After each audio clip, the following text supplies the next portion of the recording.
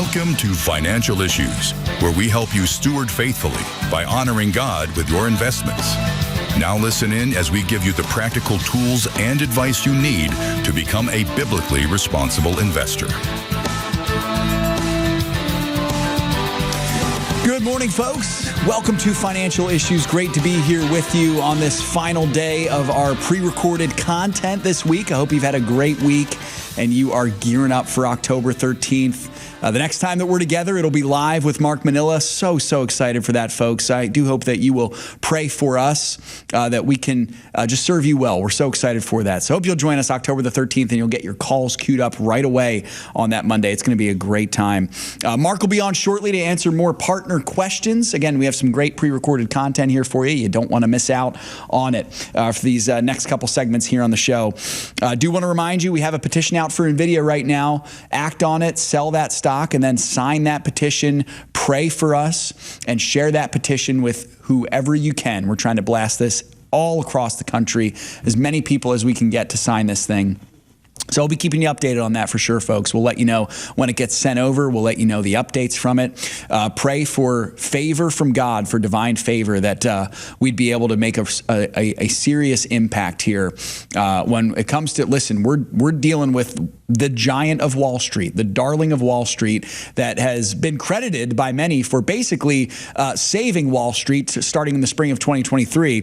But now Nvidia sadly has turned its back on a huge number of its investors, particularly Christian investors who want nothing to do with their investor dollars being used to fund transgender surgeries, for example. Want nothing to do with that. So they have turned their back on us. We are no longer investing in them. And we're proud to do that. We're proud to not invest in them anymore. We want to let them know for sure, in the hopes that they will change course and that they will come back to a place of common sense to be able to just use dollars for neutral causes, like, I don't know, running a good business or making microchips or developing AI. That'd be great. That's so novel. I know, such a novel idea. Actually run your business as it's intended to be. Absolutely. That's exactly right. All we want. If you're a restaurant, flip hamburgers. If you're a microchip company, make microchips. If you're a widget factory, make widgets, for heaven's sakes. That's what we want you to do.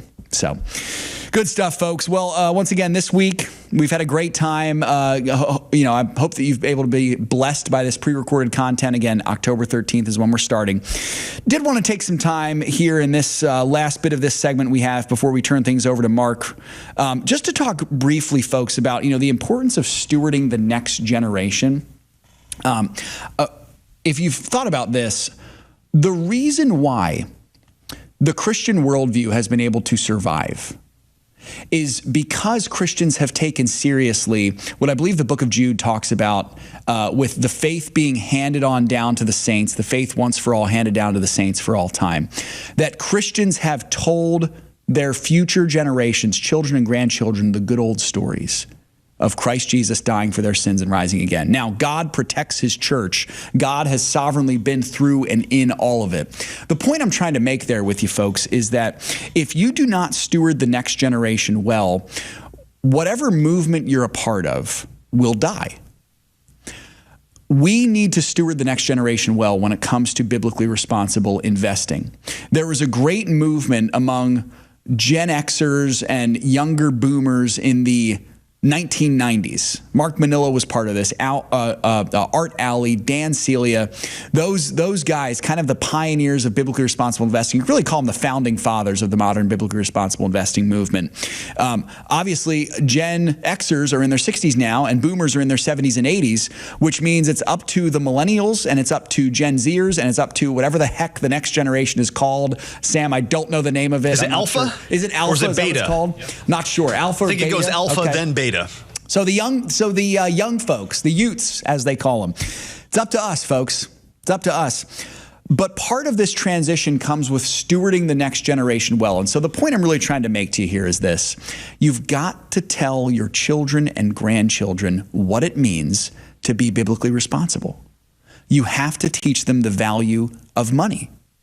You have to show them what it means, how when you invest in a company, that money is then supposed to be used to just further the mission of the company. But sadly, so many big name companies on Wall Street, like Nvidia, like Netflix, like all these other ones that are, taking part in ridiculous, awful things like pornography, transgenderism, the LGBTQ lie, abortion, human rights abuses, all that stuff. You have to show them that there are a lot of companies, a lot of big name companies who misuse shareholder dollars. And because of that misuse, as Christians, we have to, first and foremost, stand faithful when it comes to God's word. And so we cannot invest in companies that partake in those things. We want to invest in companies that maybe they do good. That's awesome if they do good. But what matters more is that they don't partake in the evil things with investor dollars. It was interesting, Sam. This is kind of a side tangent, but I remember recently on the show, we did a deep dive of Walmart. And there were some people who misunderstood Walmart as being biblically responsible because they were founded by Christians and they sold Bibles. Do you remember this, Sam? Yes. I remember there was an article because, the good news is that biblically responsible investing is gaining steam. So people are now writing articles about it because they know it's going to get them some attention. Right. The problem is a lot of these guys actually have no idea what they're talking about. And yes, say companies like Walmart are biblically responsible because, they sell Bibles and they were founded by Sam Walton, who was a Christian. Yeah. So the definition of biblically responsible investing is not your company was founded by a Christian, and it's not you sell Bibles. Definitionally, biblically responsible investing means that you don't use shareholder dollars to fund things that God hates. So frankly, I could care less if you sell Bibles. Wonderful. What I care more about is that you don't use shareholder dollars to trans children or to murder babies. That is more important. It's great that you sell Bibles. That's awesome. But that is definitionally not what makes a company biblically responsible. And young folks need to know this, folks. So you have to teach them. The FISM family knows you guys are in the know. You guys know what biblically responsible investing is. But we have a next generation coming up that needs to know. And I'll say the fields are ripe for the harvest with this, because not only is Gen Z in particular the most investment savvy generation, as they say, according to Newsweek, they're investing earlier than any of the other generations. They're investing, about half of them are invested right now, but also they're the most likely generation to be interested in what's called values-based investing, where they want to have their investments to have connections to things that they actually believe. The question is, what are those things that they believe? That's where you guys come in and share the message of BRI. That's so important, so important. And I think, folks, it starts a lot with what we're trying to see with this Nvidia petition, for example, is people need to know how wretched the wretched things are that so many of these companies are involved in.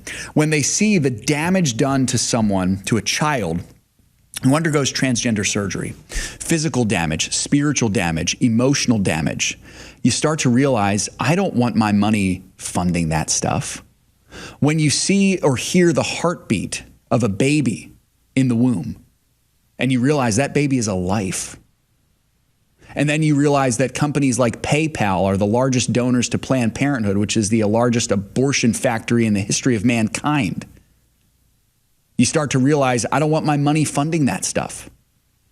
That's what it takes, folks.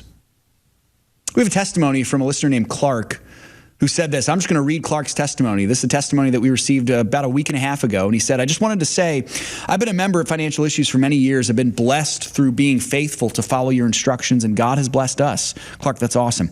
He goes on to say, I want to remind those listening on radio during this time that you can gift partnerships.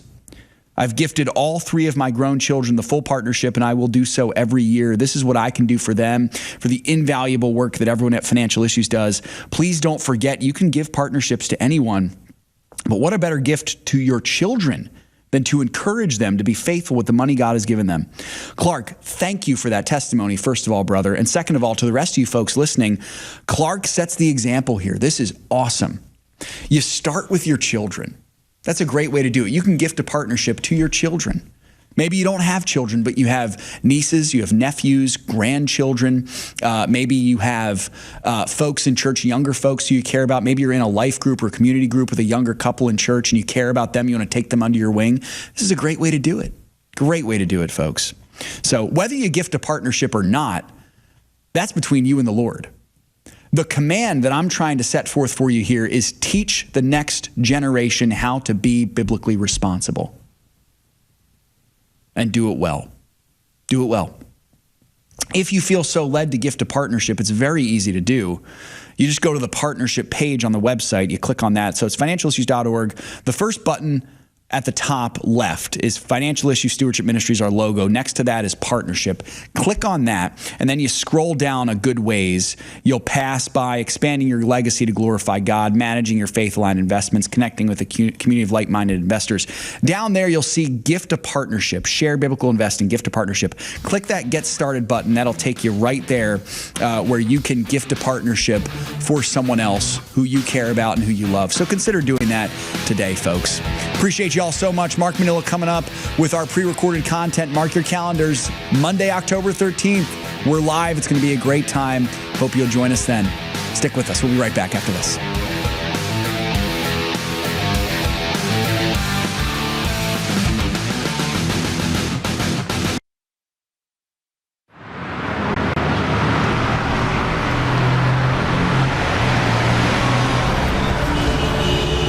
Navigating through investment options can be challenging, especially when you're determined to uphold your God-given values.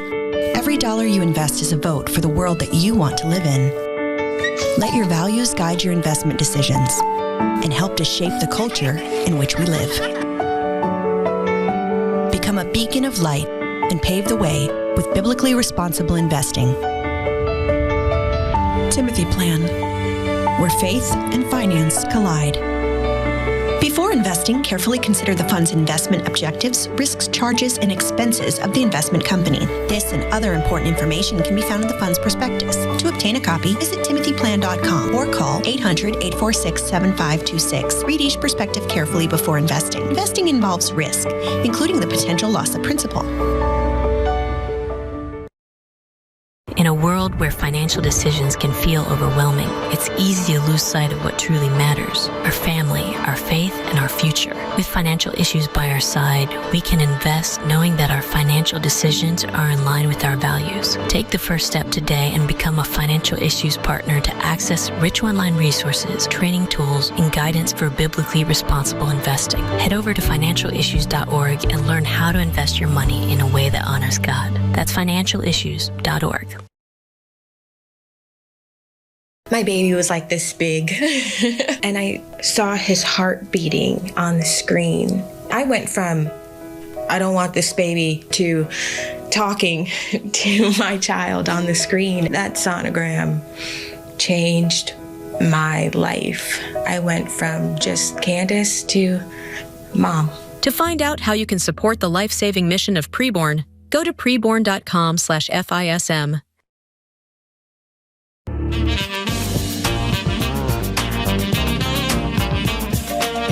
Welcome back, folks. 610-363-1110. Seth Udinsky here with our host, Mark Minnella. Mark, of course, as you all know, was on the board at the Timothy Plan for several years. A great friend with Art Alley and all of them over there at Timothy Plan. Boy, we love Timothy Plan. We love the investments that they offer. Aren't they awesome, Mark? We love that they stand shoulder to shoulder with us. Folks, if you're interested in learning more about Timothy Plan, just check them out at timothyplan.com. Again, that's timothyplan.com.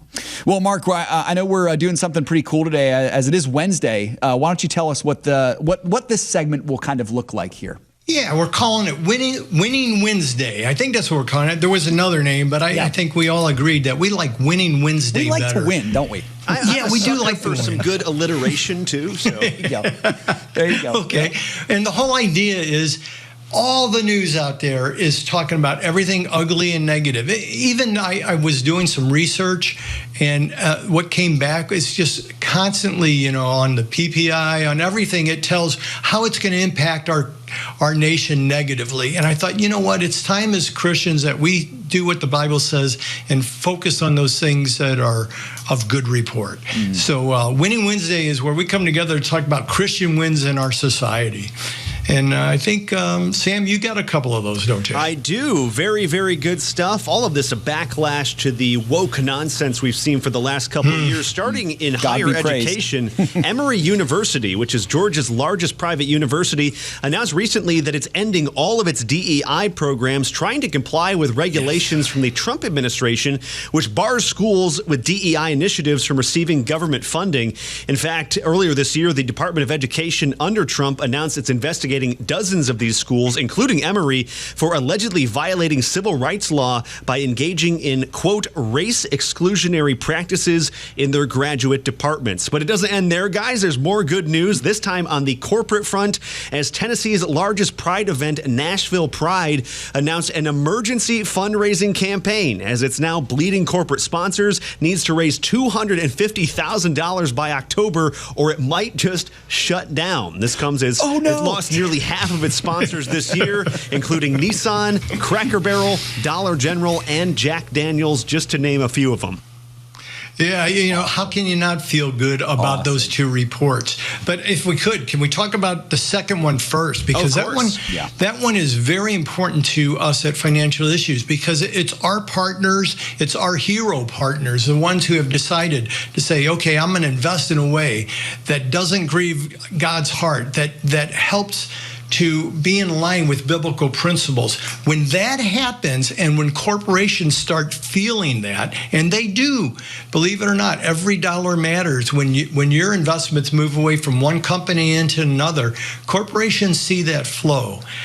And when they do, they start realizing, hey, why is that happening? And if they're halfway intelligent, they start looking at why that's happening, and they start seeing the letters that our partners have sent in and other people in the Christian community, and they start thinking, wow, maybe I should just pay a bigger dividend to those who are invested in us and stop giving our money away to social causes that are really offending people and compromising God's tenets of love. So this is a good indication that what we're doing here at Financial Issues, all of us, partners, everybody, is actually having an effect. And I love that. It just warms my heart, and my guess is it warms God's heart as well. Mark, it really does. It reminds me, there are a lot of Christians out there who I think lean more towards what we might perhaps euphemistically call pietism, and where they'll kind of say things like, well, money is just all evil and I don't want anything to do with it. I'm just going to try to achieve the gospel by poverty method. This obviously proves that no, money is very important, and we need to make sure to utilize money in the right way, because the other side is trying to use it too, and the other side understands money's a weapon. I mean, this Nashville Pride group is now in emergency mode, asking for a lot of money to basically save its organization. We need to see here, money's really important. We can't just dig our head in the sand and say, I'm just not going to have anything to do with money. We need to be engaged. We need to try to make money for the glory of God. Would you agree, Mark? Absolutely. And let's take it a step further. What you do with that money, how you use that money, how you invest it really has impact. Yeah. And that's very important. When we take what God has given us to be stewards over and use it in a secular way through secular stewardship, evil and darkness just ripples through our society, through our lives and society. We miss those blessings that God has promised us because we're not managing God's money in alignment with God's purposes to God's glory. But when we manage it in a way that does glorify Him, what happens is we now have righteousness and good things flowing through not only our lives, but that ripples through everybody else's as well. And this is a perfect example of that, when organizations that just truly grieve God's heart start losing support from corporations, because corporations realize they're losing people to the investors, then we see that God's money handled God's way really does impact the world in a very, very positive way. And it'll impact us as well. Yeah. And we see that at the university even. Think about that. here at Emory University is closing down their DEI office. That means that they're taking money back out of, and this really frustrates me. I read an article just the other day about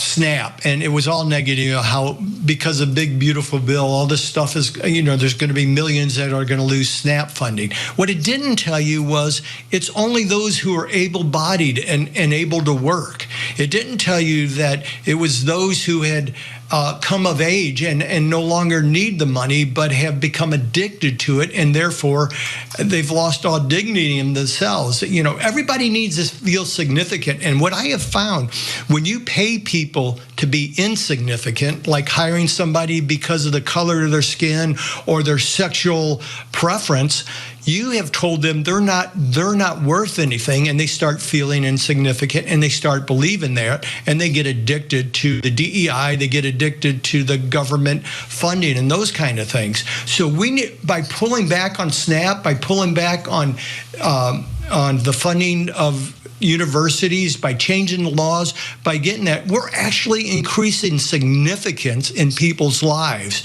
We're actually creating those people who got jobs for no other reason than color of their skin or sexual preference will now start improving their skills. They'll now become better. They'll now start feeling significance because they're actually doing something productive and not just laying back and taking money from the government, which obviously comes from all the taxpayers, and they'll start feeling good about themselves as a contributor to our society. And I think that's wonderful. And we're going to see it through more and more colleges as the laws start getting enforced under this administration. And we'll also see it because people will start realizing, hey, I'm more than the color of my skin. I'm more than my sexual preference. I'm more than whatever it is out there that has nothing to do with how good you do your job. They're going to start saying, I got hired because I spent 6 years honing this skill. I got hired, or I'm successful because God allowed me to certain gifts that I honed to perfection so that I could start this business or start this ministry or start these things. Significance comes back into the works. Righteousness, feeling good about yourself. Talk about an index we should be looking at is how many people feel good about how they're running their lives, not their business, their lives. And if we look at the end of this, those who are hired on DEI, or those who are getting by on government that could go to work, that could be somebody so much more than they are, we'll find that, again, we'll find that significance comes in their life. God starts moving them along. They feel good about themselves, and they feel good about their contribution, not only to themselves and their family, but to society. And I mean, it just ripples on and on. So I think it's a good thing what's going on here with DEI being taken out of our college, and our children being taught that no matter, they don't have to work hard. You just can say you're from a Cherokee Nation. You got 0.001% blood in a Cherokee Nation, or something like that. Yeah. Such a good point, Mark. I can't think of how soul-crushing it must be to say you went to college, you're a black guy or Latino or whatever, and to have in the back of your mind thinking, is the only reason I got this degree, I got my doctorate, maybe I'm a surgeon now, is because of the color of my skin, because of my ethnicity. That even if you put in all the work, the fact that you know all this DEI stuff is going on, that's going to be a question in the back of your mind, and it's just so defeating. It is so racist, is what the bottom line comes out to be. It is so racist. It's the worst racism I've ever seen. And I lived through race riots. I know what it's all about. And this is the most racist because it's deceptive. It feels like compassion. It feels like some sort of, dark grace, but it's not.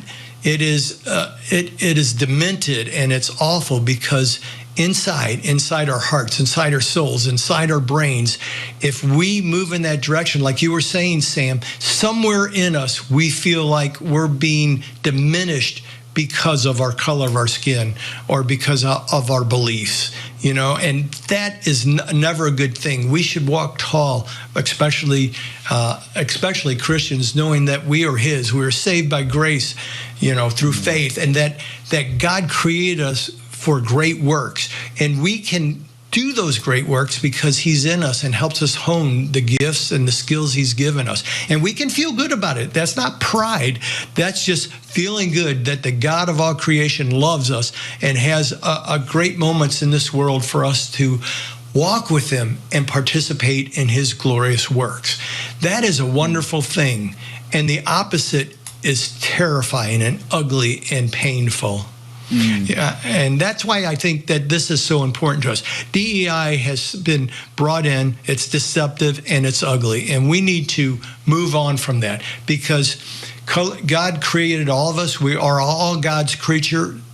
We should not be the least bit concerned about the color of our skin, the color of our hair, all those kind of things. We just need to be focused on what has God made us to participate in, what has He created for us to do good in this world. And if we do that, we will feel significant and we will be able to move on.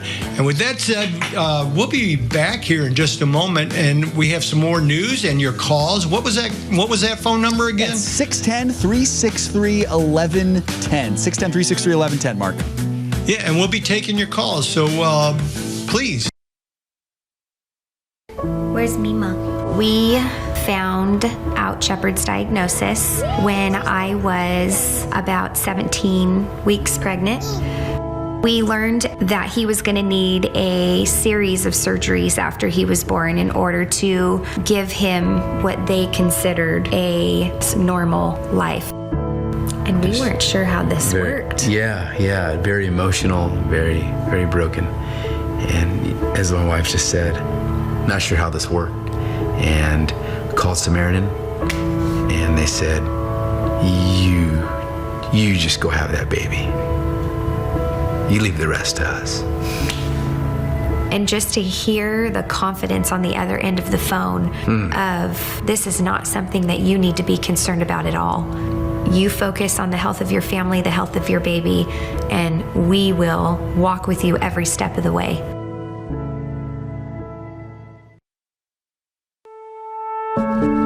I started investing close to 30 years ago now. All that time, I had never heard anyone talk about setting up your portfolio in a way that glorifies God. When I first heard about it, I was listening to the radio, a show called Financial Issues. They were teaching people how to honor God with their money. That made a lot of sense to me. I guard my heart, my mind. I watch my mouth, hoping to bring glory to God in everything I do and say. But why wouldn't I want to do the same with my money? I decided I wanted my portfolio to glorify God. I became a partner with Financial Issues, and it's been one of the best decisions I've made. I want to leave a legacy of godliness for those who are following in my footsteps. Invest your money in a God-honoring way. Go to financialissues.org. I found out I was pregnant when I was 21 years old. For me, I was scared, I was shaking. I Googled places to abort. We drive there, and as soon as we get there, I open the door, and the first thing that I see is a bunch of Bible verses in the walls. They gave me a little counseling session, they gave me the pregnancy test again, and they do an ultrasound. And that's when everything changed. When I saw my baby, and when I heard her heartbeat, that was it.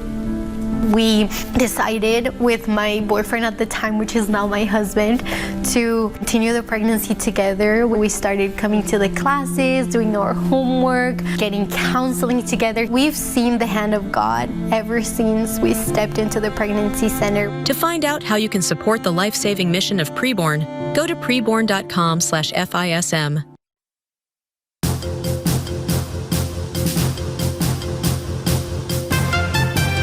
Welcome back, folks. Financial Issues. Great Great to be here with you this morning. We've got our host, Mark Minnella, Sam Case, myself, Seth Udinsky, having a good time here. 610-363-1110 is the phone number.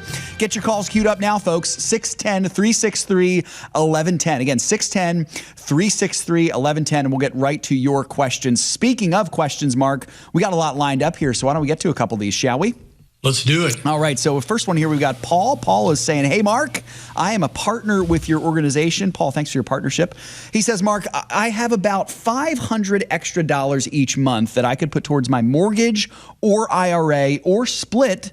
My mortgage it's got about $444,000 left on it. It's a balloon at a rate of about 2.25% until 2027. And I'm 58 years old. I want to retire no later than 65.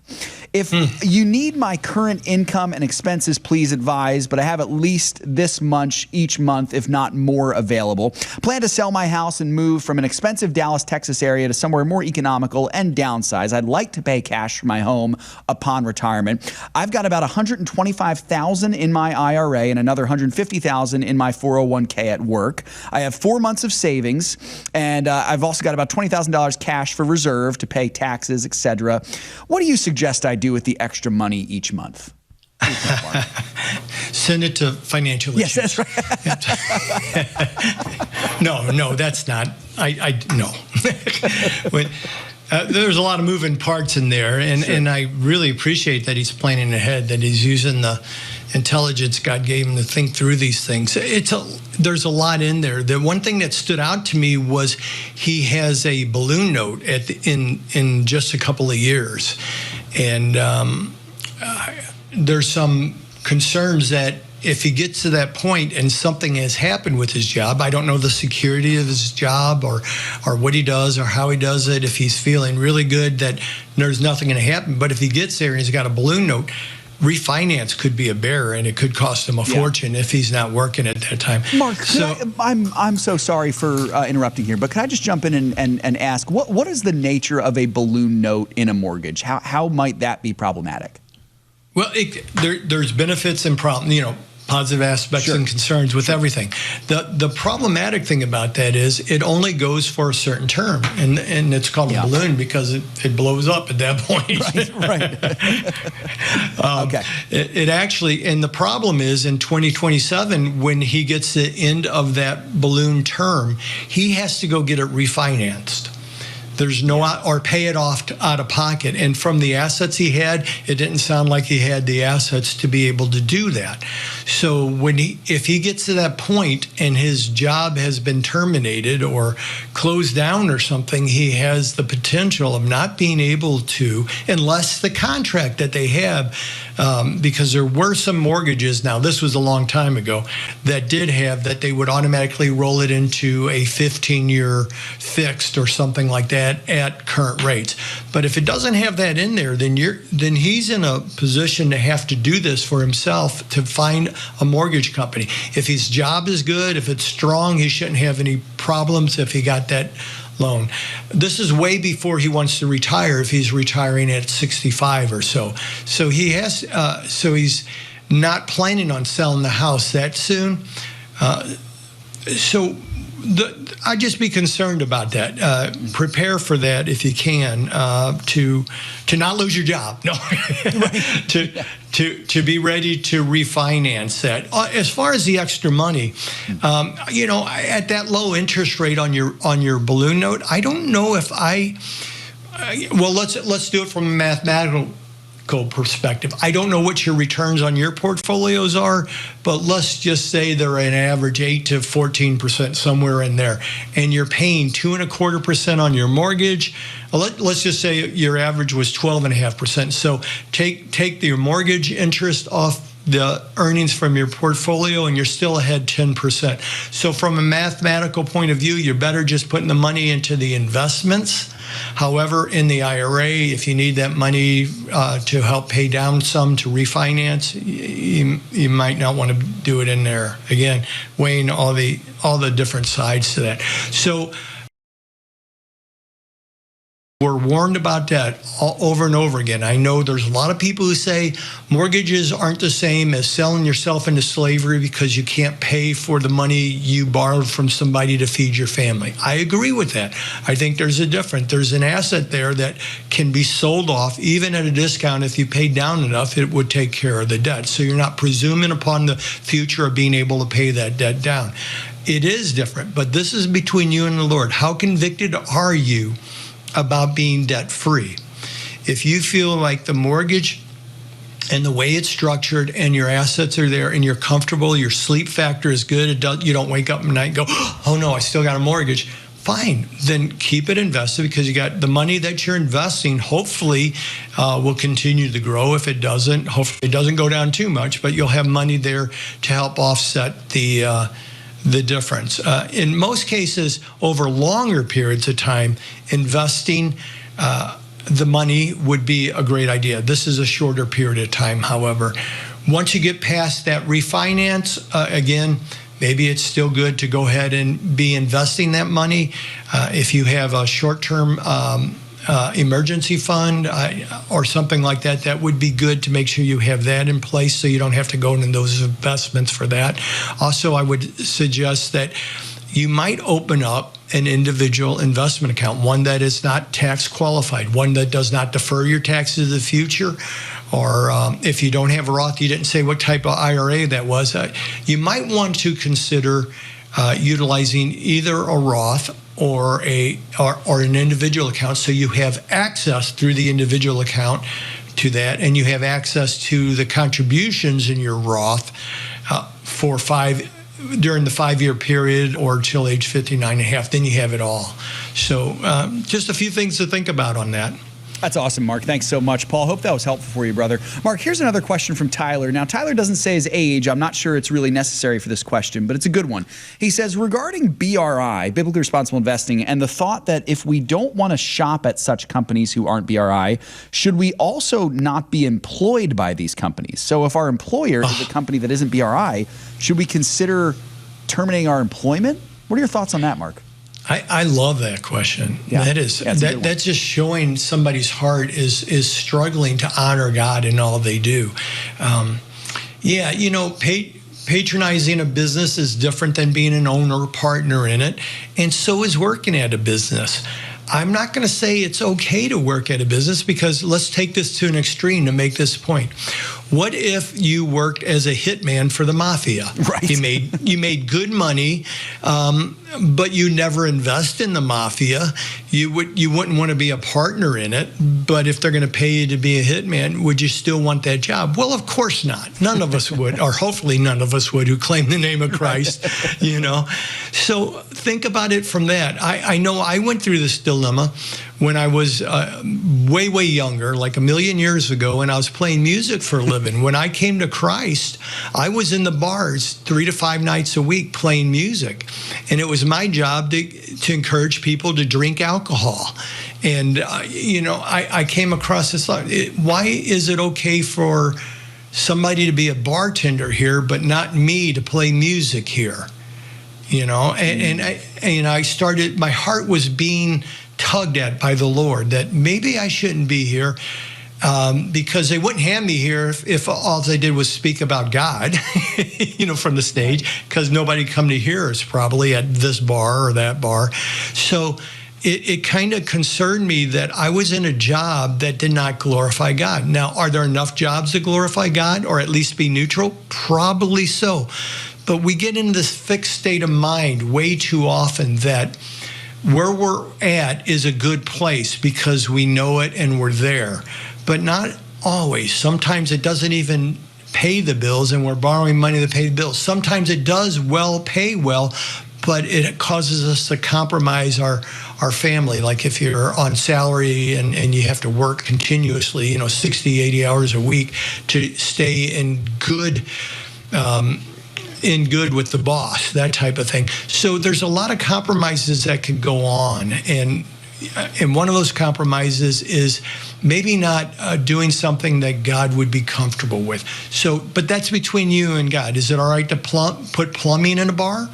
I don't know. That's between you and God. Is it all right to be an electrician who builds a brothel, puts the electric in a brothel? I don't know. But you have to figure that out. Maybe you could say no to those things and just go to other jobs, or maybe you could find another job.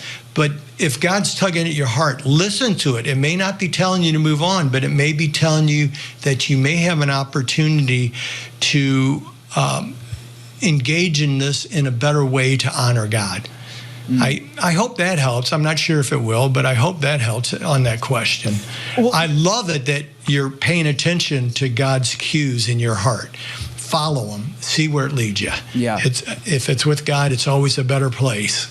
That's awesome, Mark. No, I'm so grateful for that. I've had similar questions too, Mark. If we shouldn't be investing in these companies, should we be doing anything with them at all? Buying from them, working for them. So what you said there makes a lot of sense, man. Really does.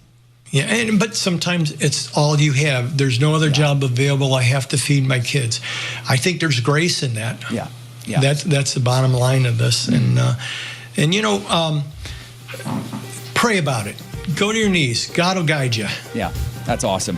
Mark, we got some more questions to get to. Not enough time in this segment, though, so we'll have to save them for the next one. Sound good? It sounds good to me. Yep. 610-363-1110 is the number to call in. We'll be right back after this. Don't go anywhere.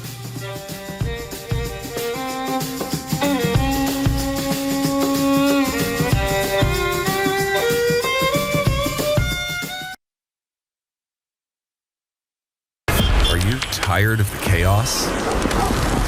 There are a lot of things that make noise, but only a few that truly matter.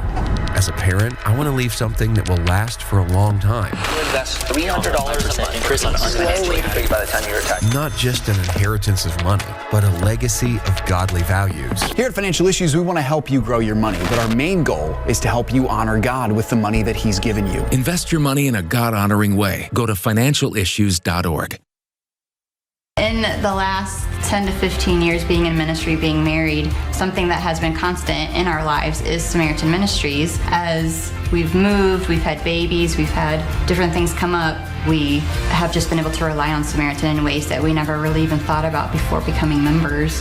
Our heart's desire is to plant roots and be in a place for a really long time. It's how we were raised. We see the benefits of that, but we also see the open-handedness of being used by the Lord wherever He calls, because we just assumed when we started pursuing church planting, the quickest way to get from point A to point B is a straight line. And with the Lord, sometimes you find out it looks a lot more like this. And yet, Samaritan was with us through the entire thing. We didn't have to look into, we have to change insurances now because we've moved states or whatever the case may be. And it's just been a real blessing to us in different phases of life. I'm Kyle. I'm Colleen. We're the Gen X. And we're Samaritan members.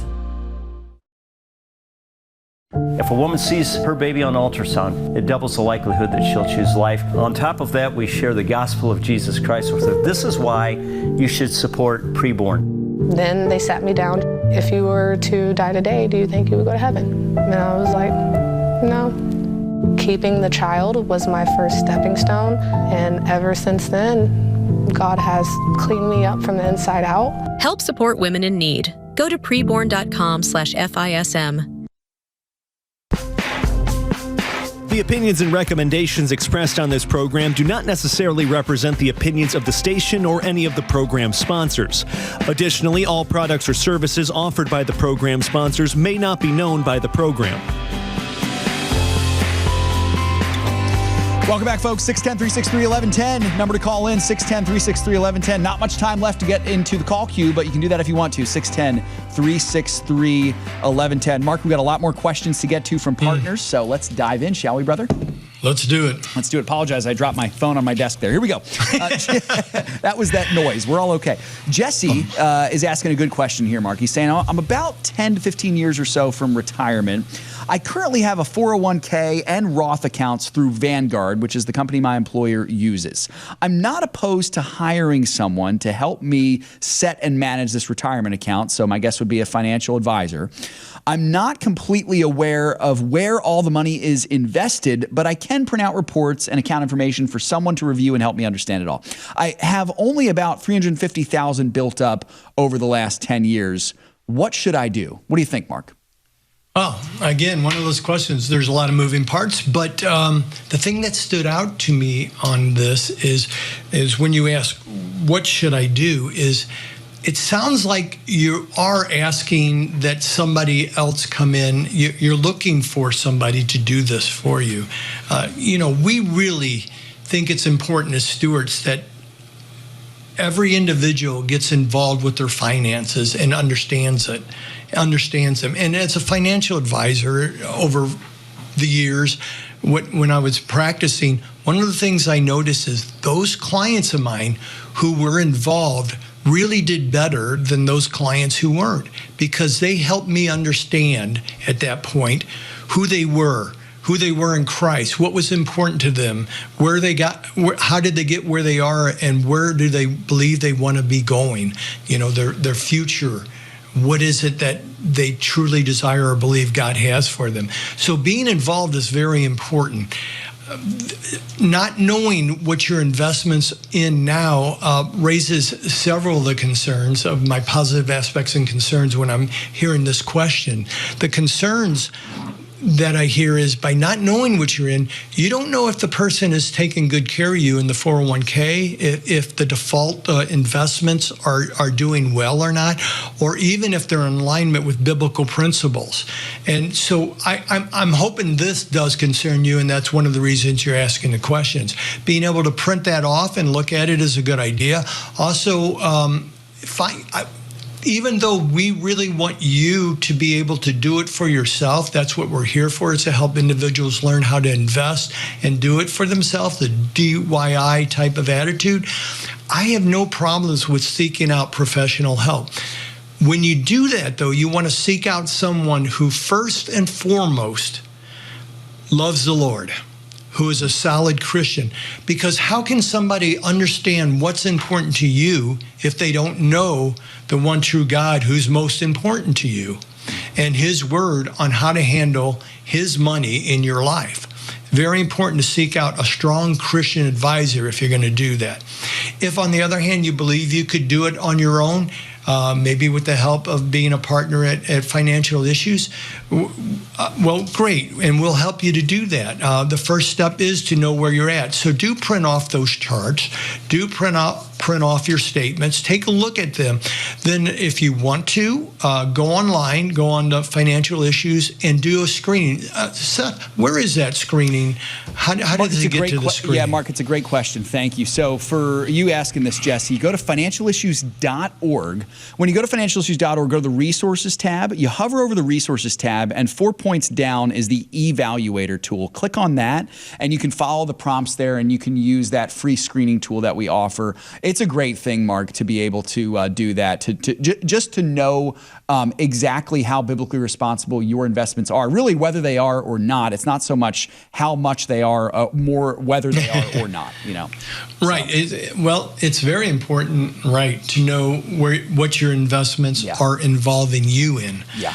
You're participating in because of your ownership in those companies. And I remember a pastor on the air a long time ago told a story about he walked in and his kids were watching a TV show and there was some foul language in it, maybe a little too much skin for his convictions. And he asked them to change the channel, and they said, Dad, this isn't going to affect us. We're mature. We can handle this. So he went into the kitchen and baked up some brownies for the kids, and he brought them back out, and he waited till all the kids started digging in, and he says, and by the way, I only put a little bit of dog poop in there. It shouldn't affect you at all. You're mature. Your body's mature enough to handle that. But, God calls us, it's black and white. It's clear as can be. No compromise. Let's have no compromise, and I would encourage you to be that way with your investments. So, if you want to hire someone, find a Christian advisor, not an advisor who is a Christian, but a Christian advisor, someone who knows God's will and finances, who understands stewardship, and who realizes that that's what you're going to them for, to help you with that. There's nothing wrong with that. There's no shame in that. If you're going to do it yourself, well, let's get involved with financial issues. If you're already a partner, then you can go into the partner area and start looking up the asset allocations for your time frame. I think it was 10 to 15 years, and then start looking at the investments that are in there. If your 401k doesn't offer any of those investments, and or they don't offer things that you can screen, because sometimes there's specialty funds for 401ks, there's also usually a normal retail fund that is very similar to it that you could look it up. So this company has this large cap fund. The same company has one in the open market as well, most likely. And you can always write us, email us, and we'd be happy to help even more. Amen. Yeah, it's awesome, Mark. Thanks so much. Jesse, hope that's helpful for you, man. This next one we have, Mark, is from Morris. He's 66 years old. He's saying, I've been following the model that FISM founder Dan Celia had created and his advice now for about 10 years. I followed Dan to help me with my 401k, IRAs, brokerage accounts, etc. I'm 95% in stock and minimal bonds. Now, currently, we own property with equity of about $600,000. Our house equity is at $730,000. Net worth is at $4.13 million. The usual wisdom tells me I should have more bonds. What is your view of the opinion that you should have 60% stocks and 40% bonds? What do you think, Mark?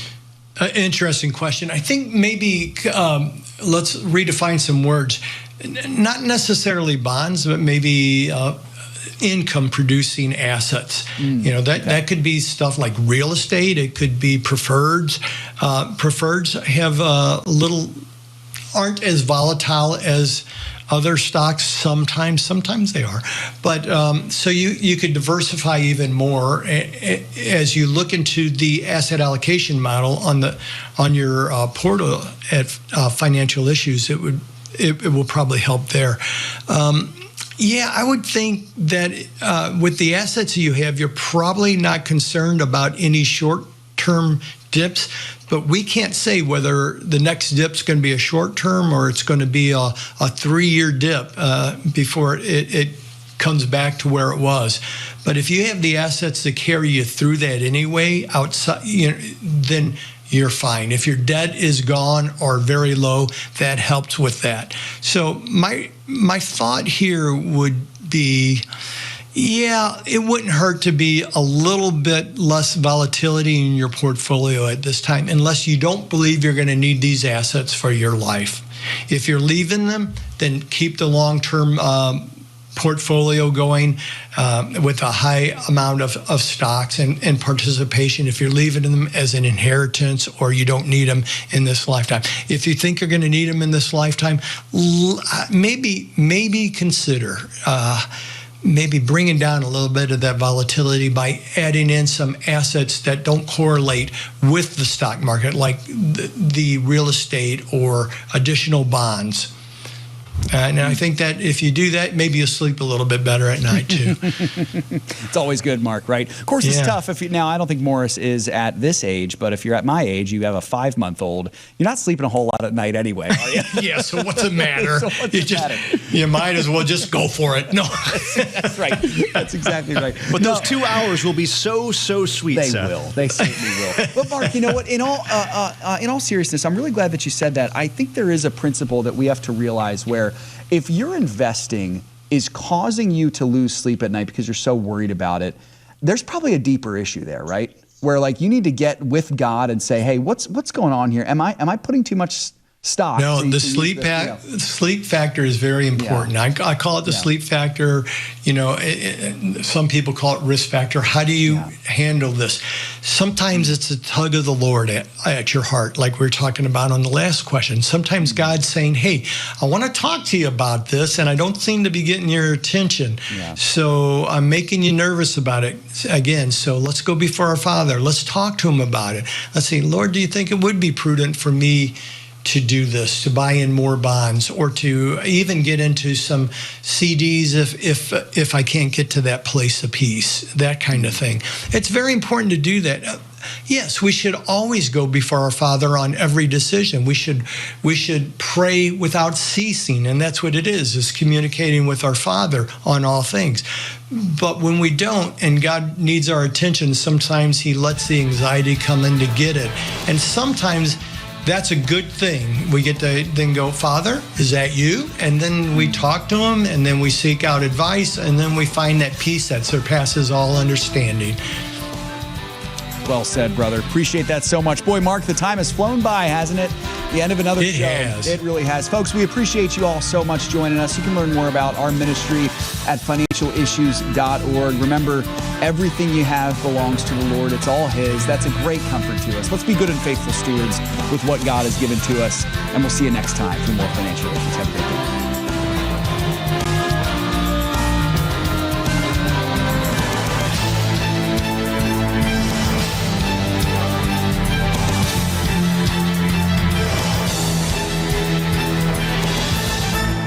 If we ever forget that we're one nation under God, then we will be a nation gone under.